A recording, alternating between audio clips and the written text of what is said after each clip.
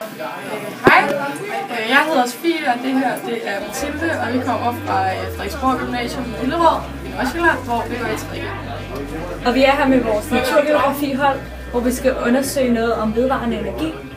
Og det er netop vigtigt, fordi det omhandler vores fremtid.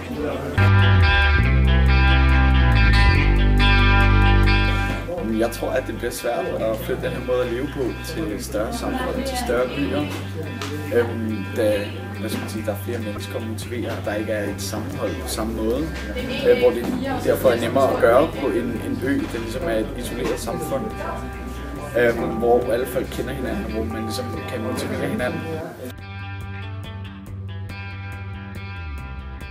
Det vi kan lære fra Samsø, det er, at man kan tjene penge på det, og så giver det også gode jobs. Ja, og de kører i et cirkulært samfund, som de kalder det, hvor at du får en idé, så bliver du produceret, og så bliver det solgt. Men man tænker også, spildprodukterne med, kan de genbruges? Er det noget, man kan bruge til noget videre? Hvor er resten af samfundet, de tænker i hvad de kalder det med lineært, hvor du får en idé, og så er der produktion, så sælger du, og så tænker du ikke på spildprodukter. Og det er vel noget, man kan tage ud og bruge i restsamfundet. Og så er det også godt for miljøet, og der er glad for miljøet.